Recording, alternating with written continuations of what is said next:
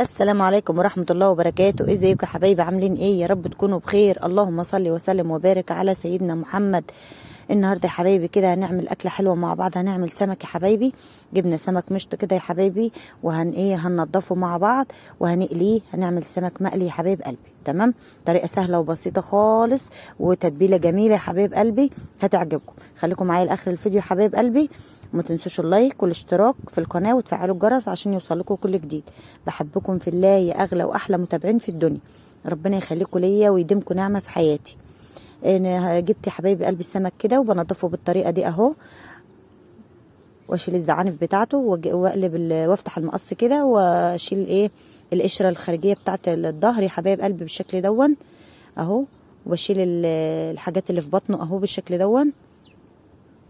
انا بحب انضف السمك تحت الميه حبايب قلبي عشان ما يبقاش فيه اي زفاره. بشيل منه كل حاجه كده وبنضفه والدم بتاعه ما شاء الله بياكلوا السمك بيقولوا مش بنشم له ريح زفاره.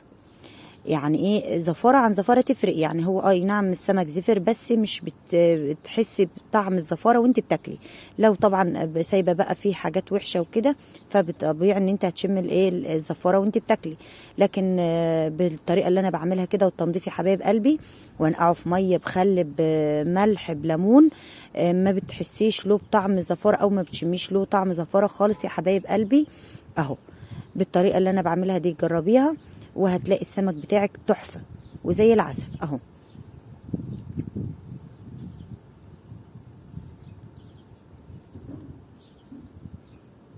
ايه رأيكم؟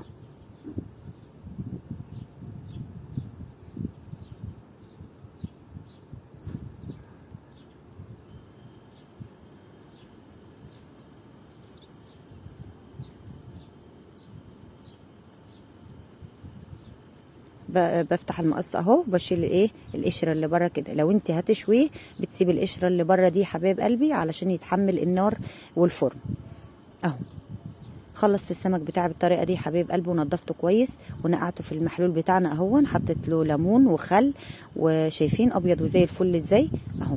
ما تسيبيش في اي زفاره ولا اي حاجه. وينقع في ميه بملح بخل بليمون لمده نص ساعه او حاجه. وبعد كده يا حبايب قلبي بنصفيه ونغسله كويس عشان نقليه. هنا كنت جايبه من السوق طماطم عشان افرزها يعني، فحطيت لقيتها حبة كويسة سليمة حطيتها كده بحالها واللي لقيتها طرية شوية فرمتها يا حبايب قلبي وحطيتها في كيس.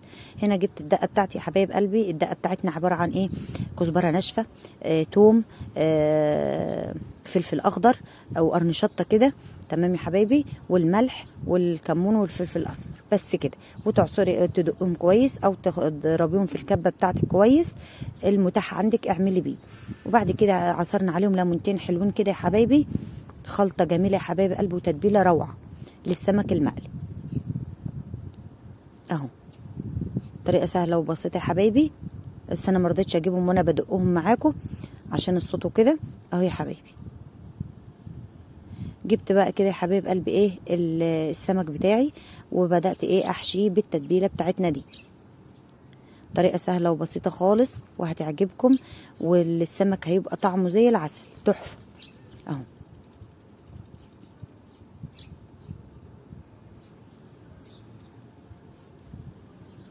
ايه رأيكم؟ لو عجبكم الفيديو يا حبايب قلبي ما تنسوش اللايك والاشتراك في القناة وتفعلوا الجرس عشان يوصلكم كل جديد يا اغلى واحلى متابعين في الدنيا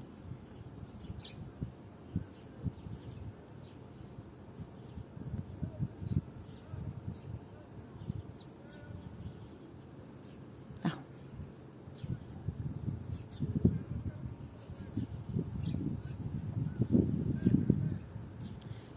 طريقة سهلة وبسيطة وعلى قد الايد، ما تستصعبيش اي حاجة.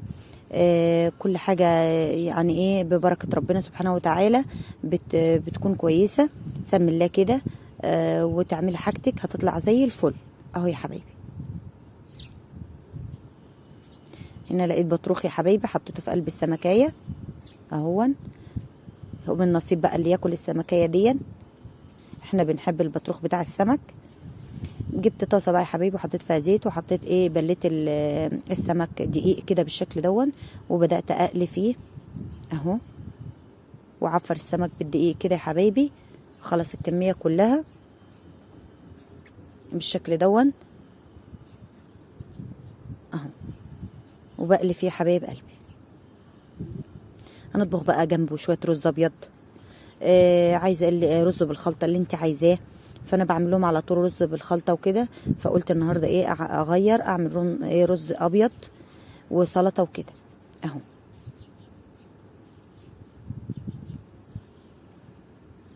اللي انت ترتاحي فيه حبيبتي اعملي اهو.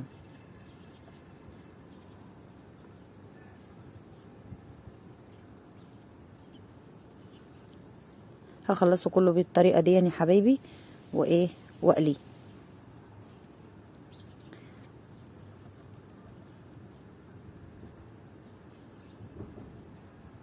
السمك بسم الله ما شاء الله كان زي العسل، كان ولا ريحه زفاره ولا اي حاجه، لانه مغسول كويس ومنقوع كويس، والتتبيله بتاعته كانت زي العسل اهو.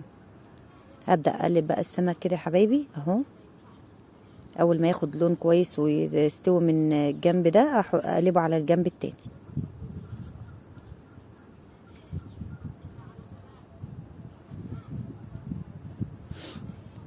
اهو يا حبايبي. هخلص الكميه دي كلها بقى. بدات ايه امسك الرخامه بتاعتي حبايب قلبي مكان الدقيق والزفاره وكده، غسلتها الاول بالاسبونشه وبعد كده بمسحها اهو يا حبايب قلبي. واخلص برضو البوتاجاز واغسله وامسحه علشان خاطر ايدي تبقى في حاجتي كده اهو. خلصت الايه الاكل بتاعي حبايبي ورصيته على رخامه بالشكل دون اهو. طبخت رز اهو ابيض، وعملت سلطه خضره، والسمك بتاعنا يا حبايبي اهو بألف هنا وشفا، كان مقرمش وزي العسل. ايه رأيكم؟ لو عجبكم محتوى يا حبايبي ما تنسوش اللايك والاشتراك في القناة وتفعلوا الجرس عشان يوصلكم كل جديد. بدأت بقى ايه امسك البوتاجاز بتاعي، مسحته كده الاول من الزيت والحاجات اللي كانت عليه حبايبي بقماشة كده الاول اهو. بعد كده بقى ايه هلاقيه لسه ايه في زيت وكده، هاجي بالصابون والسبونشة برضو وانزل عليه اهو. انا ايدي في البوتاجاز على طول يا حبايبي، عشان كده ما شاء الله نضيف اهو.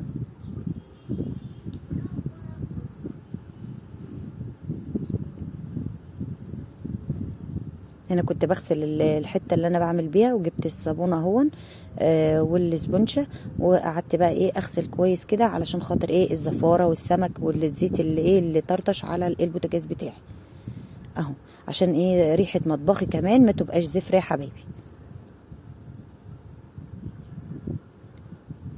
اهو. ايه رايكم؟ ما بخرجش من مطبخي الا لما يكون نظيف، بوتاجاز نضيف، رخام نضيف، الحوض بتاعي نضيف. عشان كده يا حبايبي حاجتك تدنها نضيفه يا حبايبي وكويسه معاكي.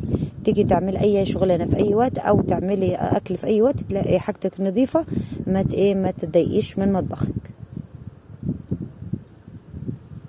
اهو.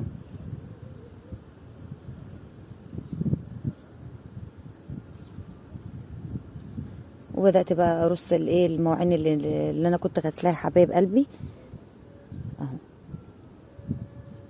وخلاص شلت الاكل كله وشلت كل حاجه، وبرده مسكت الرخامه تاني غسلتها كويس ومسحتها. ده اللي انا عملته مكان الحامل يا حبايبي. حطيت الماسك بتاع التليفون ده كده، وعبيت الزمزميه دي رمل وحطيت فيها اصور بيها على ما ايه ربنا يسهل واشتري حامل تاني او رينج لايت تاني كويس، لانه اتكسر مني اهو. بوريكم شايفين الرخامه حلوه زي العسل. كنت برص هنا في الوقت ده المواعين. بدات بقى امسك الارضيه كمان يا حبايب قلبي، اكنسها كده كويس اهو. شايفين؟ مهما تعملي برضو ما فيش فايده. شلت الترول بتاع البصل كده بالشكل دون وايه، وبدات ايه انضف تحت منه كمان اهو. لازم اخلي مطبخي فل اهو. ايه رايكم يا حبايبي؟ شايفين الجمال اهو يا حبايب قلبي. يلا واسيبكم في رعايه الله وامنه، وفيديو جديد ان شاء الله. والسلام عليكم ورحمة الله وبركاته.